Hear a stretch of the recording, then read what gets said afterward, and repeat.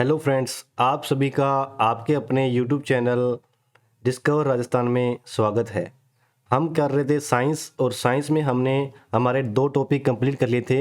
एक तो विटामिन वाला टॉपिक कंप्लीट कर लिया, उसके बाद हमने कंकाल तंत्र वाला टॉपिक कंप्लीट कर लिया।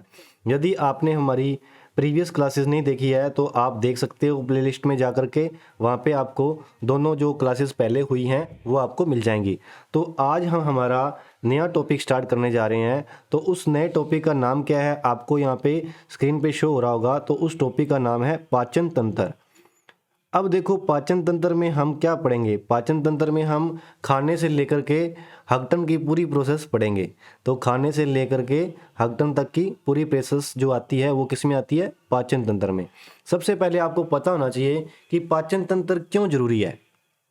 पाचन तंत्र क्यों जरूरी है, जैसे हम खाना खाते हैं तो जो अपने रोटी का कोई ग्रास लेते हैं तो वो बड़ा होता है ना। उसको अपने छोटे छोटे टुकड़ों में कट करते हैं। कट करने के बाद अंदर की ओर लेके जाते हैं। तो पाचन का क्या मतलब है, सबसे पहले जो जटिल पदार्थ, मतलब कि जो बड़े होते हैं उनको अपने क्या बोलेंगे, जटिल पदार्थ। पाचन का काम क्या है, जटिल पदार्थों को सरल पदार्थों में तोड़ना। तो सबसे पहले क्या होता है, हम कोई भी खाना खाएंगे, भोजन लेंगे, उसको अपने छोटे छोटे टुकड़ों में बांटेंगे। तो क्या होगा, पाचन का मतलब क्या होगा, जटिल पदार्थों को सरल पदार्थों में तोड़ना।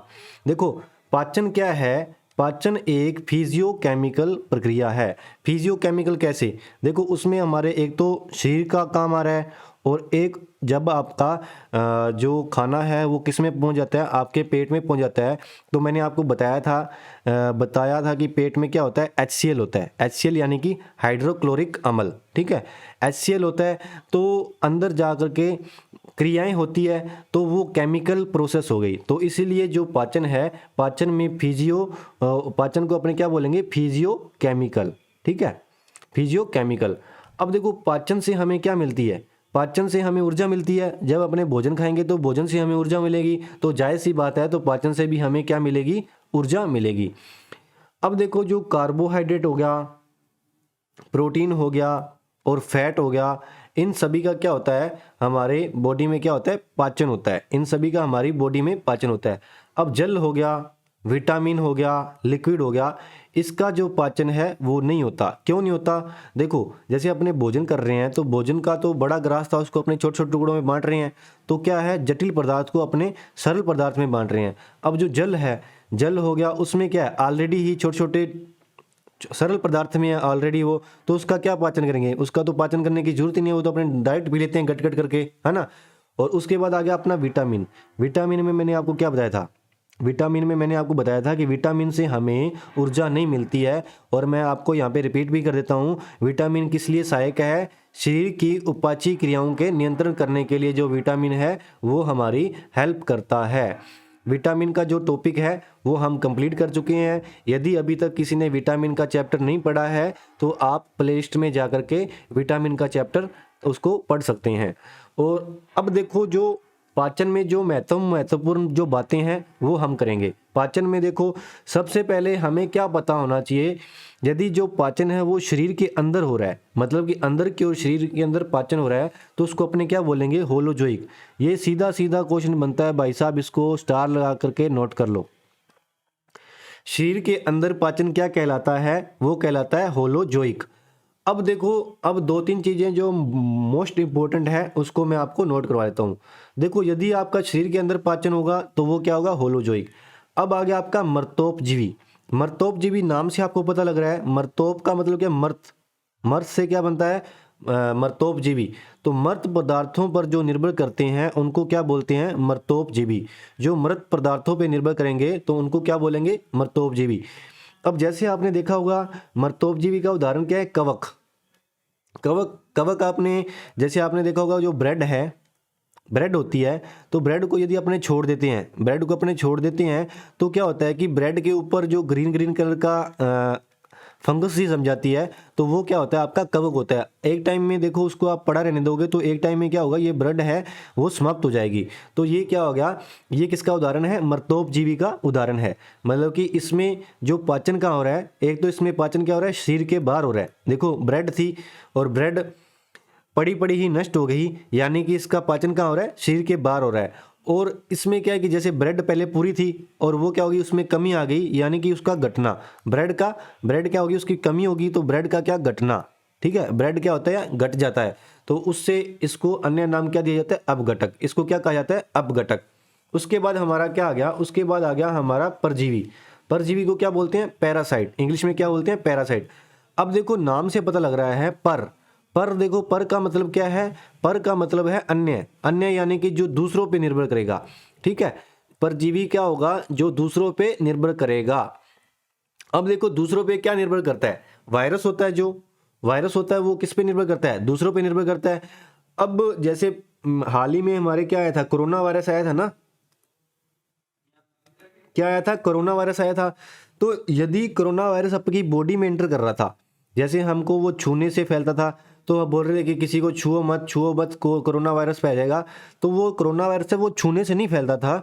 छूने के बाद यदि वो जो जो वायरस है वो किसी ना किसी थ्रू हमारी बॉडी के अंदर एंटर कर जाए, तो वो वायरस किसके थ्रू कर सकता है, या तो आपके कान के थ्रू कर सकता है, या वो आपके मुंह के थ्रू कर सकता है, या वो आपके नाक के थ्रू कर सकता है। यदि जो वायरस है वो आपकी बॉडी के अंदर एंटर कर गया, फिर आपको वो कोरोना वायरस हो रहा था, टच करने से नहीं हो रहा था। और यदि हम वायरस को अपनी बॉडी के अंदर, बॉडी का जो सबसे छोटा पार्ट होता है उसको क्या बोलते हैं, सेल, और यदि हम वायरस को बॉडी के अंदर ही नहीं जाने देंगे तो वायरस क्या हो जाएगा, अपने आप समाप्त हो जाएगा, वायरस क्या होएगा, मर जाएगा। ठीक है, यदि वायरस को अपने बॉडी के अंदर जाने देंगे, और वायरस का खाना क्या है, वायरस का खाना है मनुष्य, वायरस का खाना क्या है, सेल। ठीक है, अब वो यदि सेल के अंदर ही नहीं जाएगा तो वो ऑटोमेटिक ही मर जाएगा, उसको खाना नहीं मिलेगा तो खाना नहीं मिलेगा, वो क्या होएगा, मर जाएगा। अब उसके बाद आ गया आपका सहजीवन। सहजीवन भी नाम से पता लगा है, सह मतलब क्या होता है, साथ साथ, कौन साथ साथ, दोनों साथ साथ। अब दोनों साथ साथ यानी कि कवक और शैवाल। ठीक है, कवक और शैवाल का जो पहला पहला प्यार है, इसको हम क्या बोलते हैं, इसको बोलते हैं सहजीवन। आपका डायरेक्ट क्या क्वेश्चन आएगा, कवक और शैवाल के सहजीवन को क्या बोलते हैं, लाइकेन। तो लाइकेन आपके लिए बहुत मोस्ट इंपॉर्टेंट वर्ड है। कवक और शैवाल के सहजीवन को क्या बोला जाता है, लाइकेन। कवक और शैवाल का पहला पहला प्यार क्या कहलाता है, लाइकेन कहलाता है। अब जो लाइकेन है ना, लाइकेन किस लिए काम आता है, वायु प्रदूषण को नापने के लिए भी लाइकेन का उपयोग किया जाता है। वायु प्रदूषण को नापने के लिए किसका उपयोग किया जाता है, लाइकेन का उपयोग किया जाता है। तो देखो मैंने क्या बताया, सबसे पहले मैंने आपको परजीवी के बारे में बता दिया, मर्तोपजीवी के बारे में बता दिया, और मर्तोपजीवी का जो उदाहरण था वो क्या था, कवक। कवक के बारे में बताया, और आपको एग्जाम्पल से बताया कि जो ब्रेड होती है, ब्रेड ऑटोमेटिक अपने आप पड़ी रहने दो तो वो नष्ट हो जाती है ना। जो वो ब्रेड अपने आप नष्ट हो जाती है तो वो क्या होते हैं, कवक के कारण उसमें फंगस जम जाती है, और फंगस से क्या होता है, वो खत्म हो जाती है। तो मर्तोपजीवी किसका उदाहरण हो गया, मर्तोपजीवी जो है वो हमारा हो गया बाहर की ओर पाचन का। अब देखो जब हम पाचन करते हैं तो हम कुछ भी चीज़ करेंगे, खाएंगे तभी हमारा पाचन होगा। तो हम खाएंगे किसकी सहायता से, मुंह की सहायता से खाएंगे, है ना। अब मुंह में आपकी क्या क्या चीज़ें आती हैं, सबसे पहले मुंह में देखो आपकी क्या क्या चीज़ें आती हैं। आप मुंह में देखोगे तो आपको दांत मिल जाएंगे, और मुंह में देखोगे आपको जीभ मिल जाएगी, और जीभ के अंदर आपकी क्या टपक रही है भाई साहब, आपकी टपक रही है लार। तो क्या हो गई, लार। लार को क्या बोलते हैं, सलाइवा। सलाइवा आपकी क्या कर रही है, टपक रही है। अब देखो हम पाचन शुरू करेंगे तो पाचन में सबसे पहले हमारा मुख आता है। मुख में कौन कौन सी चीज़ें आ गई, दांत आ गई और जीभ आ गई, सलाइवा आ गई। तो हम क्या करेंगे, सबसे पहले इनके बारे में ही जान लेते हैं कि दांतों में क्या महत्वपूर्ण क्वेश्चन बनते हैं, दांत के बारे में जान लेते हैं।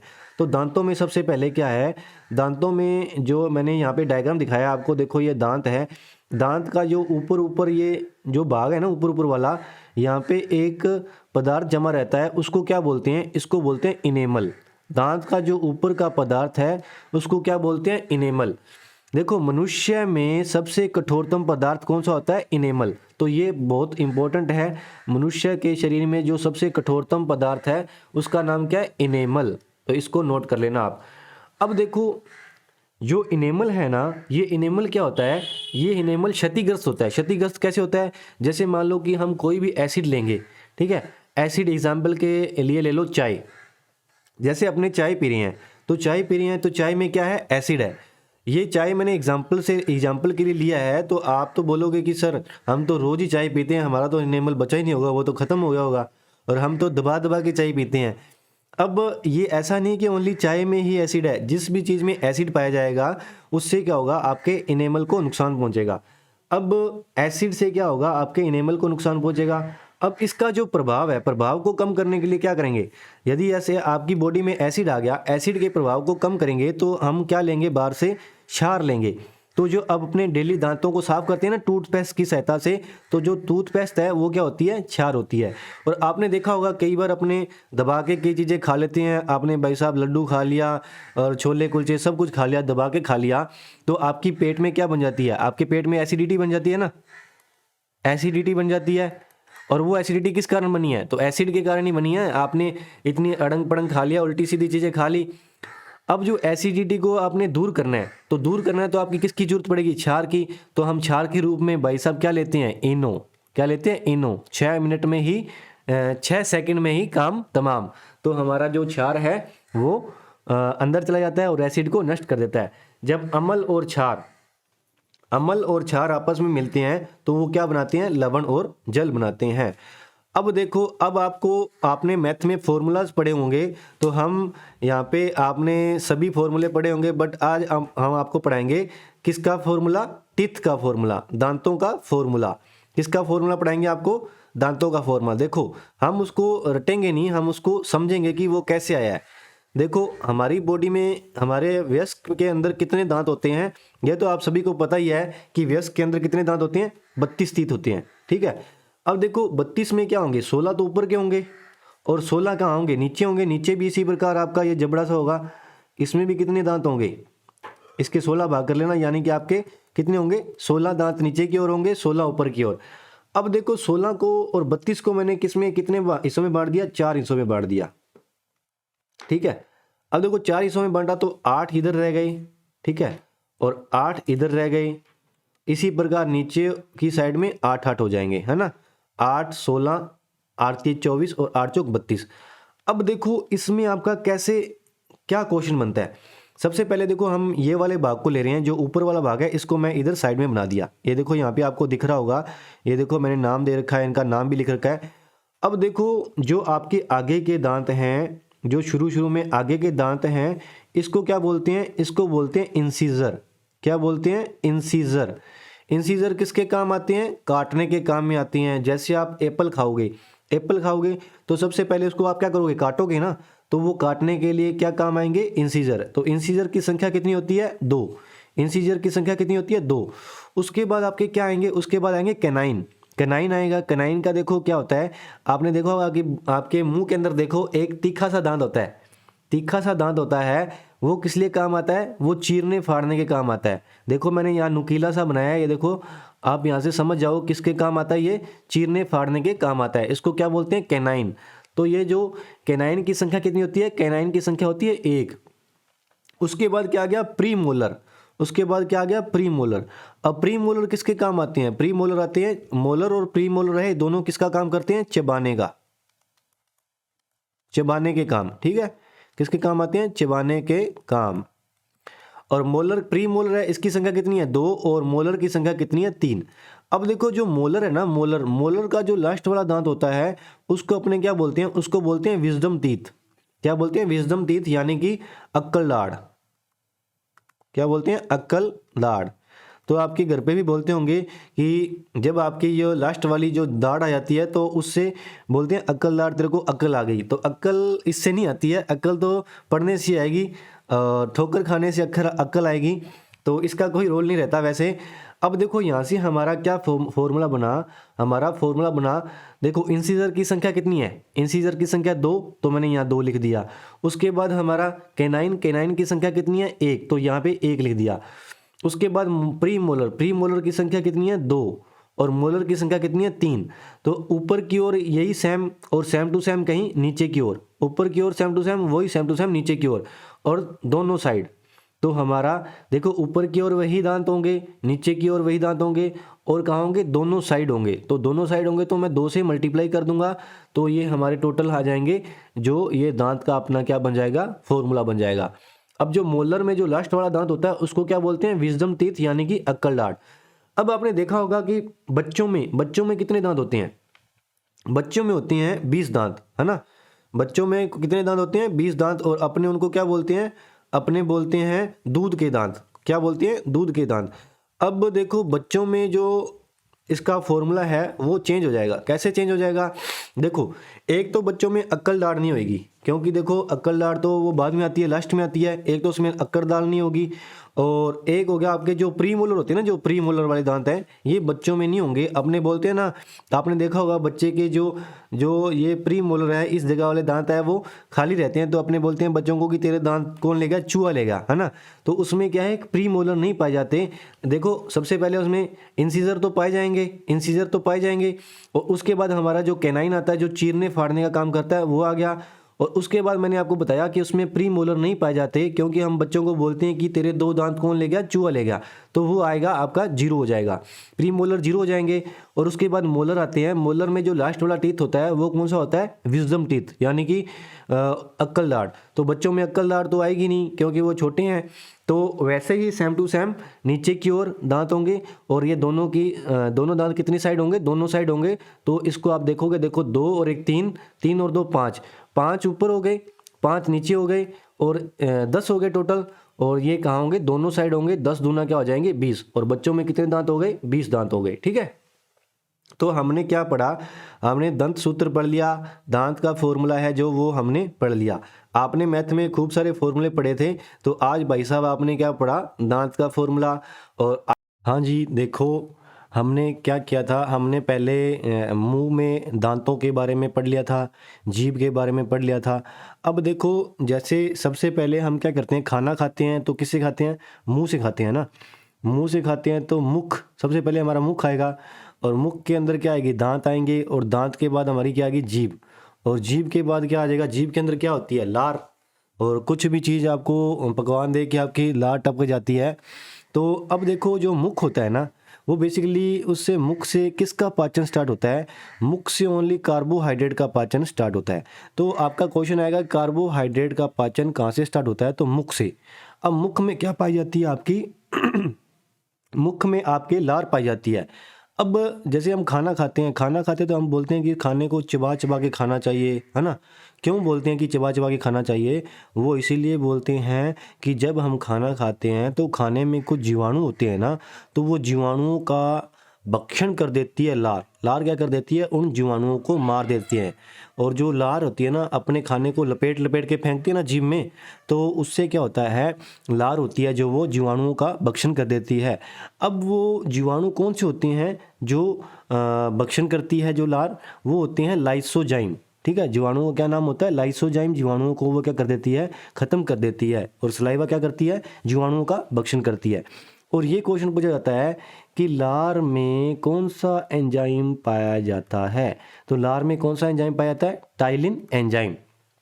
अब देखो, हमने क्या किया, हमने खाना मुंह से अंदर लिया, अंदर लेने के बाद वो क्या हुआ, हमारे जो गले के पास पहुंचा, जो माउथ के अंदर, हमारे मुंह के अंदर जो खाने का लास्ट प्रोसेस रहेगा, अंतिम रूप रहेगा, यानी कि खाने का जो अंतिम रूप है वो हमारे मुंह में रहता है। उसको क्या बोलते हैं? उसको बोलते हैं बोलस। ठीक है, ये आपका डायरेक्ट क्वेश्चन पूछा जाएगा कि भोजन का अंतिम रूप क्या कहलाता है? भोजन का अंतिम रूप बोलस कहलाता है। अब देखो, भोजन हमारा मुंह से, अब इसको नीचे सरकाएं, है ना, मुंह से नीचे सरकाएंगे तो अब खाना कहाँ जाएगा? फूड पाइप के अंदर। कहाँ जाएगा खाना? खाना जाएगा फूड पाइप के अंदर। अब फूड पाइप को क्या बोलते हैं? पाचन नली। तो इसमें ध्यान देने योग्य क्या बात है, इसका नाम ही पाचन नली है, बट इसमें क्या है? भोजन का पाचन नहीं होता। इसमें क्या है? भोजन का पाचन नहीं होता। ये स्टार लगा के लिख लेना कि भोजन का पाचन किस में होता है, तो आप कहीं ये मत कर आना कि पाचन नली में होता है। तो भोजन का पाचन पाचन नली में नहीं होता। अब देखो, खाना है पाचन नली से होता हुआ कहाँ पे जाएगा? आपके पेट में। कहाँ पे जाएगा? आपके पेट में। अब पेट को साइंस की लैंग्वेज में क्या बोलते हैं? पेट को बोलते हैं आमाशय। तो पेट को साइंस की लैंग्वेज में क्या बोलते हैं? आमाशय। अब आमाशय में क्या होता है? आमाशय से जो आपका भोजन है वो नीचे उतरता है, नीचे उतर के वो कहाँ पे जाएगा? छोटी आंत के अंदर जाएगा। कहाँ पे जाएगा? छोटी आंत के अंदर जाएगा। ठीक है, फिर वो बड़ी आंत के अंदर जाएगा, और फिर वो आपकी गुदा से बाहर निकल जाएगा। ठीक है, अब देखो, जो भोजन का रूप है पेट के अंदर, जो आमाशय में अंतिम रूप होगा वो क्या कहलाएगा? काइम। ठीक है, आमाशय के अंदर भोजन का जो अंतिम रूप होता है वो क्या कहलाता है? काइम कहलाता है। अब देखो पेट के अंदर क्या रहता है? पेट के अंदर हमारे क्या रहता है? HCl रहता है। HCl का पूरा नाम क्या होता है? HCl का पूरा नाम है हाइड्रोक्लोरिक अम्ल। अब ये HCl क्या करता है? HCl करता है भाई साहब हमारे पेट में माहौल बनाने का काम। क्या करता है? माहौल बनाने का काम। क्या माहौल बनाता है? ये रेनिन और पेप्सिन को बना देता है। हमारे पेट में रेनिन और पेप्सिन को बना देता है। जो रेनिन है वो किस लिए काम आता है? दूध का पाचन करने के लिए। और जो पेप्सिन है वो क्या काम आता है? प्रोटीन का पाचन करने के लिए हमारे जो बॉडी में काम आता है। अब देखो जो इसमें दो चीज़ें ये महत्वपूर्ण है कि कार्बोहाइड्रेट का पाचन कहाँ से शुरू होता है? तो कार्बोहाइड्रेट का पाचन है वो कहाँ से शुरू होता है? वो शुरू हो जाता है आपके मुंह से। कार्बोहाइड्रेट का पाचन कहाँ से शुरू हो जाता है? वो शुरू हो जाता है आपका मुंह से। तो ये आपका महत्वपूर्ण क्वेश्चन बनता है कि कार्बोहाइड्रेट का पाचन कहाँ होता है? तो मुख में। और प्रोटीन का पाचन कहाँ होता है? देखो प्रोटीन में पेप्सिन से होता है। तो पेप्सिन होता है जो प्रोटीन का पाचन करता है। और पेप्सिन कहाँ पाया जाता है? पेट के अंदर पाया जाता है। पेट को हम साइंस की लैंग्वेज में क्या बोलते हैं? आमाशय। तो प्रोटीन का पाचन कहाँ पे होगा? आमाशय में। अब एक रोग है तो उस रोग के बारे में पढ़ लेते हैं। उस रोग का नाम है अल्सर रोग। अब देखो अल्सर रोग क्या होता है? जो खाना है वो आपके पेट में पहुंच गया है ना, खाना अपने पेट में पहुंच गया और पेट में आपको पता है भाई साहब क्या बैठा है? HCl बैठा है। और HCl क्या करता है? माहौल बनाने का काम करता है। अब HCl बैठा है कि भाई साहब अंदर खाना आएगा तो अपने माहौल बनाएंगे। तो आप भाई साहब भूल गए खाना खाने। आप पढ़ाई में इतने मगन हो गए कि आप खाना खाने ही भूल गए। या पढ़ाई में तो क्या आप सोना बाबू से बातें करने में इतना मगन हो गए कि आप खाना खाने ही भूल गए। तो यदि खाना खाने भूल जाओगे तो HCl तो भाई अपना काम करेगा ही, है ना। वो तो वेट कर रहा है कि कब सामान आए तो मैं माहौल बनाऊं, है ना। अब क्या है कि खाना खाया नहीं, आप खाना खाने भूल गए। अब जो HCl होगा इससे क्या होगा? कोई रस निकलेगा, ठीक है। अब ये यहाँ पे जो जठर ग्रंथियाँ होती है आमाशय के साइड में, ये जठर ग्रंथियाँ होती है, इससे क्या निकलता है? एक रस निकलता है। उस रस का नाम क्या है? जठर रस। इससे जो रस निकलेगा वो निकलेगा जठर रस। अब खाना आपने खाया नहीं, अब HCl ने अपना क्या किया? काम करना स्टार्ट कर दिया। अब HCl क्या करेगा? आपके पेट में क्या कर देगा? छाले कर देगा भाई साहब। इसलिए क्या है कि खाने को भी टाइम से खा लेना चाहिए। खाने को नहीं खाओगे तो क्या होगा? आपके पेट में क्या हो जाएंगे? छाले हो जाएंगे। और अल्सर रोग किसे कहते हैं? अल्सर रोग वही होता है, पेट में जो छाले होती हैं उसको क्या बोलते हैं देसी भाषा में? अल्सर रोग, ठीक है। तो आप देखो जठर रस है उसमें क्या हो गया? एक तो पेप्सिन होगा और एक रेनिन होगा। पेप्सिन क्या काम करेगा? पेप्सिन तो पाचन करेगा। पेप्सिन किसका पाचन करता है? प्रोटीन का पाचन कौन करता है? पेप्सिन। और दूध का पाचन कौन करेगा? दूध का पाचन करेगा रेनिन। और HCl किसका काम करता है? HCl बनाता है माहौल। तो ये आपका अल्सर रोग हो गया। अब हम अपना नेक्स्ट जो है वो पढ़ते हैं नेक्स्ट स्लाइड में। तो देखो आपको नेक्स्ट स्लाइड में अगला दिखेगा।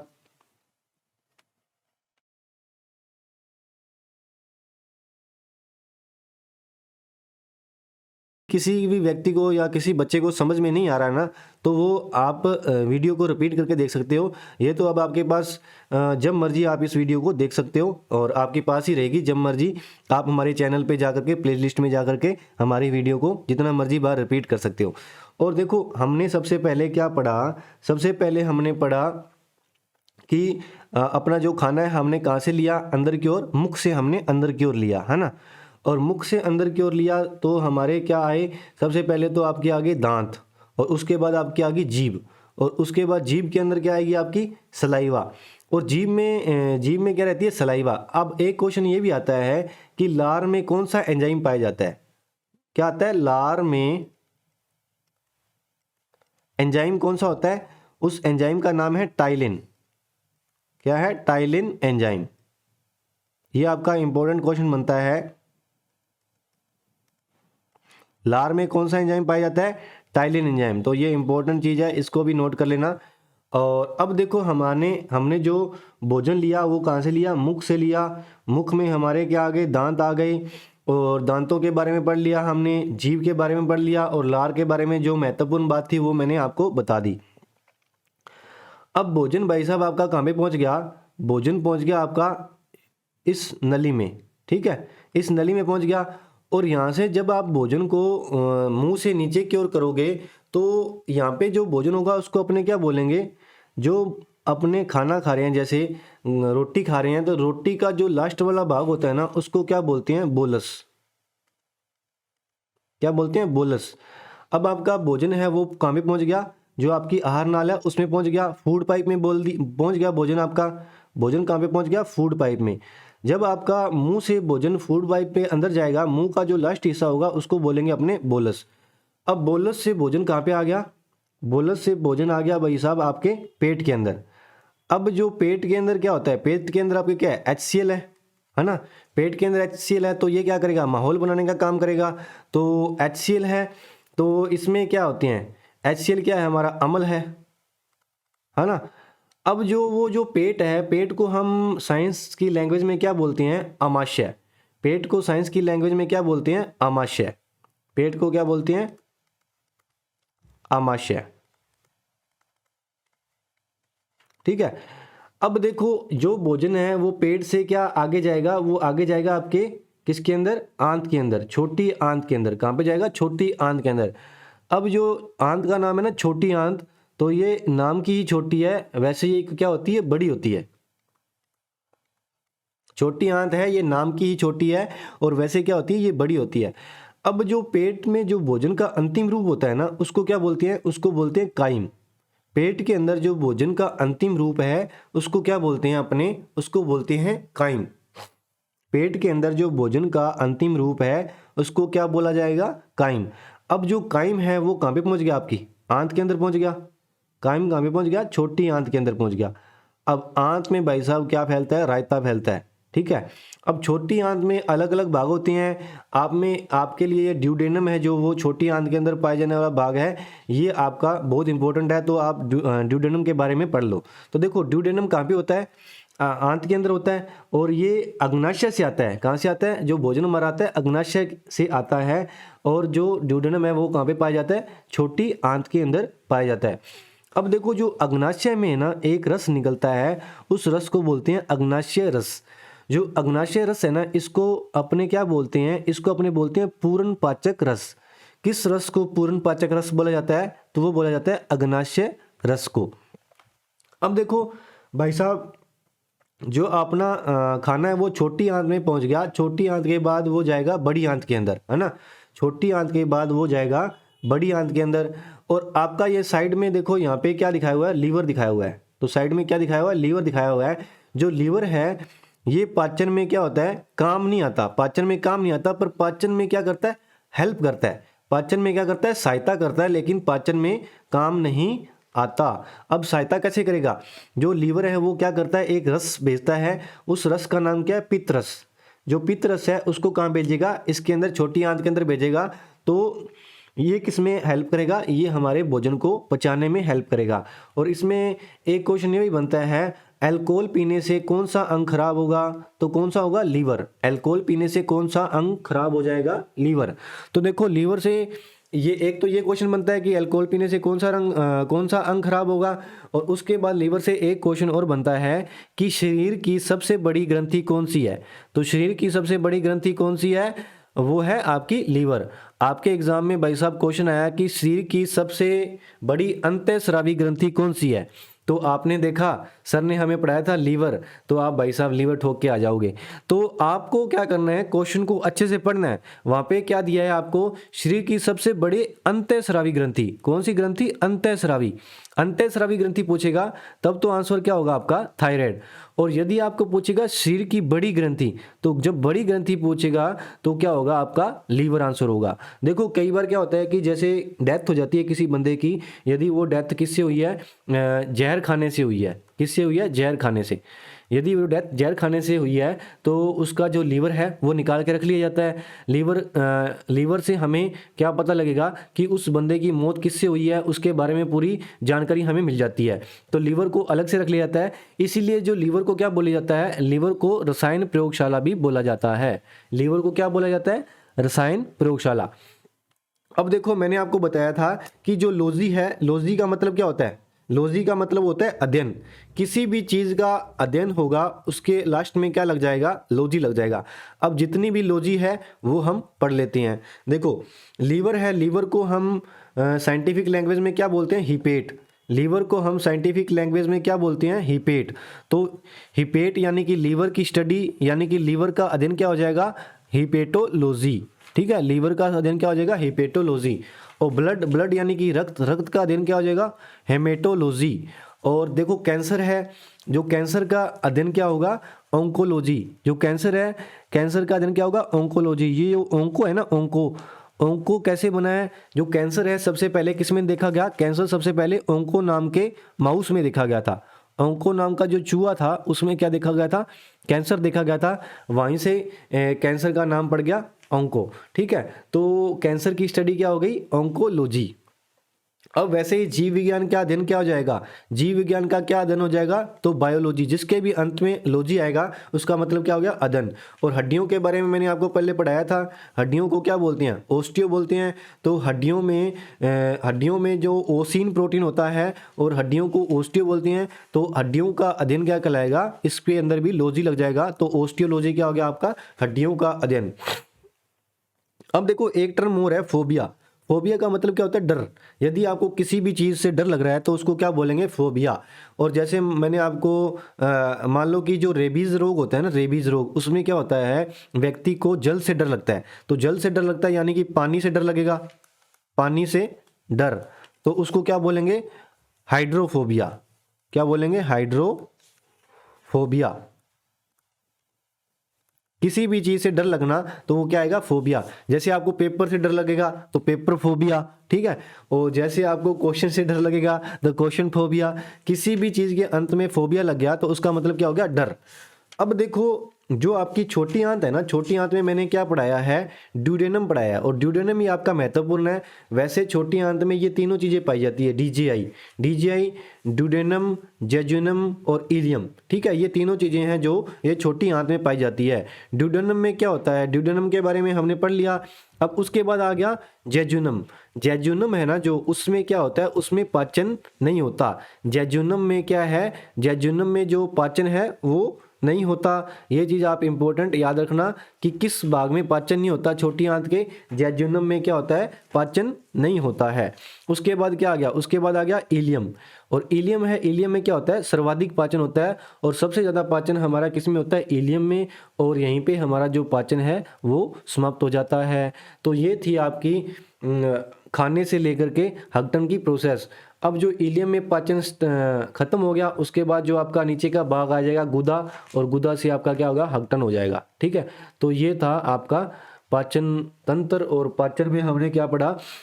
खाने से लेकर के हगटन तक की पूरी हमने प्रोसेस पढ़ ली है।